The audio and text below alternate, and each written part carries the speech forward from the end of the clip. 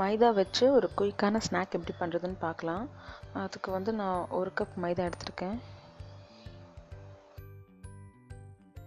1 cup மைதாக்கு நான் 1/2 cup அரிசி மாவு எடுத்துக்கிறேன்.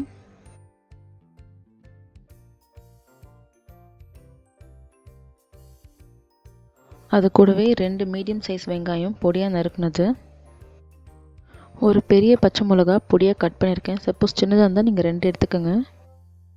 2 டேபிள் ஸ்பூன் அளவுக்கு கருவேப்பிலை கொத்தமல்லி இலையை பொடியாக நறுக்கி சேர்த்துக்கிறேன். 2 பிஞ்ச் அளவுக்கு பெருங்காயத்தூள், உங்களுக்கு தேவையான அளவுக்கு உப்பு. இது எல்லாத்தையுமே வந்து ஃபஸ்ட்டு ட்ரையாக ஒரு விஸ்கர் வச்சு நல்லா மிக்ஸ் பண்ணிக்கோங்க, எல்லாம் ஒன்றாகிற வரைக்கும். ஒன்றா கலந்ததுக்கப்புறமா கொஞ்சம் கொஞ்சமாக தண்ணி விட்டு நல்லா திக் பேஸ்ட்டாக இந்த பேட்டரை கரைச்சிக்கலாம்.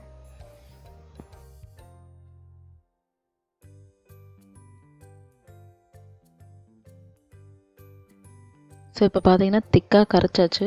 இது வந்து ஒரு 10 நிமிஷம் மூடி போட்டு அப்படியே வச்சிடலாம்.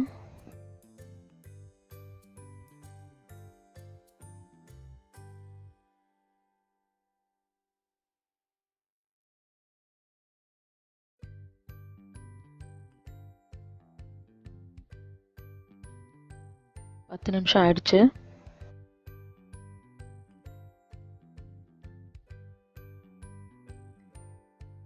ஒரு வாட்டி கலந்து விட்டுட்டு ஒரு 1/4 டீஸ்பூனுக்கும் கம்மியாக வந்து பேக்கிங் சோடா சேர்த்துக்கலாம்.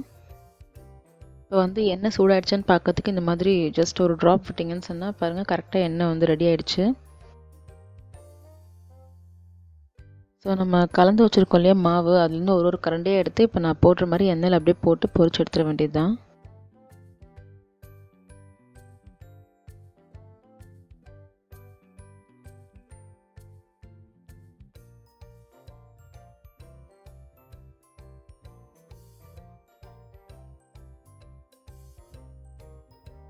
பார்த்தீங்கன்னா நல்லா கோல்டன் கலரில் நல்லா ஃப்ரை ஆகிடுச்சு. அவ்வளோதான், டேஸ்டியான ஒரு குயிக்கான ஈவினிங் ஸ்நாக் ரெடி. ட்ரை பண்ணி பாருங்கள். தேங்க்ஸ் ஃபார் வாட்சிங்.